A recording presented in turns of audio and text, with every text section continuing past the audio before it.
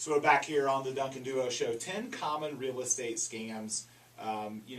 Unfortunately, there are unscrupulous people out there in the real estate business, both as professionals as well as people that aren't in the business at all. So I'm going to go over some common scams and some things to look for to avoid getting yourself involved in one of these situations. But the very first one is renting a home that doesn't exist, or renting a home that isn't for rent.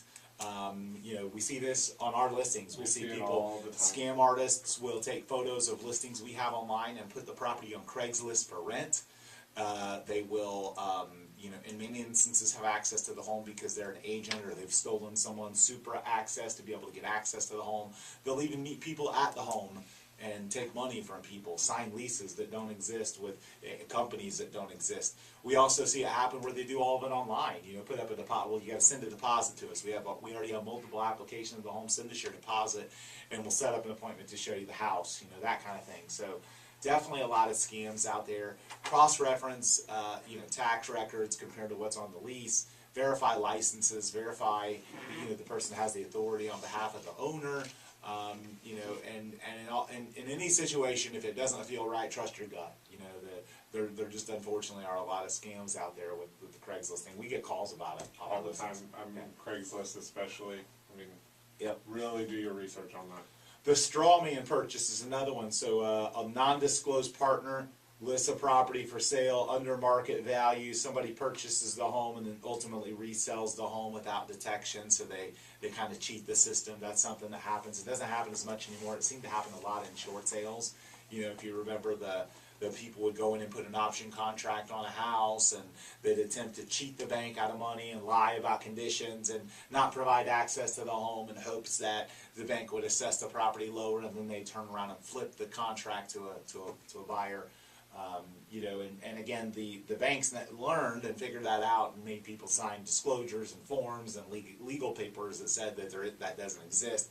People, unfortunately, would still do it. The identity theft crook creates a forged title of a home to secure a mortgage loan on the property.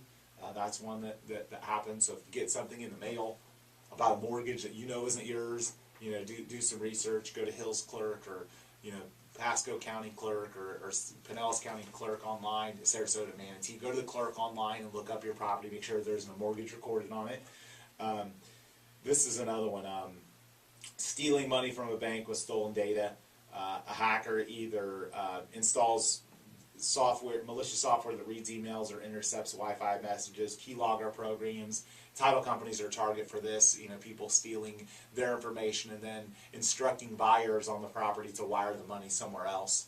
That's something that, fortunately, we haven't been involved, we haven't been hit, but it's been attempted, and it's been attempted and accomplished at a lot of real estate companies locally. A room rental is non-existent or substandard or a terrific deal. So if you're if you're not a landlord, if you're looking to be a roommate somewhere and it looks too good to be true, it probably is. House sitters, this is another one. Things can disappear. You have a house sitter sit in your house and they take stuff, especially if they're family members. Just kidding. Sort of. Thefts during or after an open house. Crooks attend to an open house to kind of scope out the house and see what it has, case the joint, so to speak.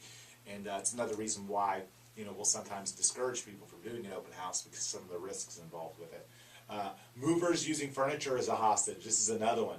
Quote a low price, take all your stuff, and then all of a sudden realize, there was an error in your price. We need to charge you double. Oh, you don't want to pay. Well, we got all your stuff. That happens a lot. So unfortunately it does. And look at reviews for moving companies. Make sure you're dealing with a reputable one that's got a lot of good reviews, that's got a reputation and been around a while.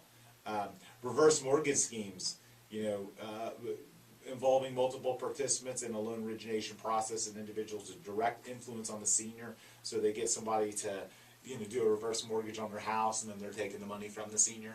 So, that's something that we've seen happen. We had a foreclosure a few years ago on Webb Road in Town and Country where that was exactly what happened. Not even a family member, a friend of the senior living there convinced her to sign all this paperwork. She didn't know what she was signing, and basically he was direct depositing the reverse mortgage withdrawals in his account and racking up debt on the house in her name. last but not least, robbery or assault of real estate agents. You know, I mean, female agents are more likely to be victims based on the stats because the assailant see them as less likely to defend themselves or resist. It's one of the reasons why we've encouraged our agents to take self-defense classes. But it's happened. You know, agents have been murdered, they've been targeted. So, you know, as a consumer, if you're working with the real estate agent and they're persistent about either making sure they see your ID or meeting you at a neutral location or at their office, the reason why is because they're afraid you might kill them. So go along with it. You know, it's just unfortunate right now, but it's happened many times. So safety is a really important thing that real estate agents are paying attention to. So we get targeted because they either appear to be successful or because they show vacant, isolated homes. So they're prey. You know, easy to attack in some instances. We had a customer try to file a claim on us, and we got a phone call, and it was the customer along with his attorney on the other line, and he was trying to file the claim, and so we went, you know, through and filed the claim. Turns out he wasn't even the owner of the house. He had purchased a homeowner's insurance policy from us. He had talked.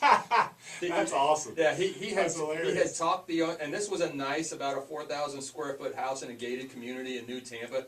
He had talked the owners into signing a quit claim deed over to him, and then so they left the house. He moved into the house. He was their steak guy. You know, the guys that drive around with the pickup trucks with the freezers in the back selling steaks? Wow. He was their steak guy, and he wound up with their house, and now he was trying to file a fraudulent claim. Turns out he wasn't calling me with his attorney on the other phone. He was in prison, and he was using their phone system for somebody on the outside to make three-way calls, and he was trying to commit insurance fraud. Wow. And, if you don't think that stuff happens, it happens. Oh, no, it does. The Craigslist thing happens all the time. Oh, the Craigslist thing happens all the time. When we get calls, and you just know, you start to feel bad for the other people. They put up send money, some and, yep, and they're like, hey, wait a second, you guys have this home for sale, and we met a property manager over there, and I you know, gave they them say my they're renting deposit. it. And it's like, yeah, they don't work for us. We don't know who Oh, they but are. I gave them $500. Well, you need to put a stop payment on the check. You're not moving in because that Wow. guy ain't the owner. The owner's in Detroit or something. You know, like it happens pretty regularly. The other one that's become a target is the wire fraud stuff. Oh, the wire fraud stuff. The people attempting to hack into title companies' emails. It's one of the things we're proud about at Strategic Title.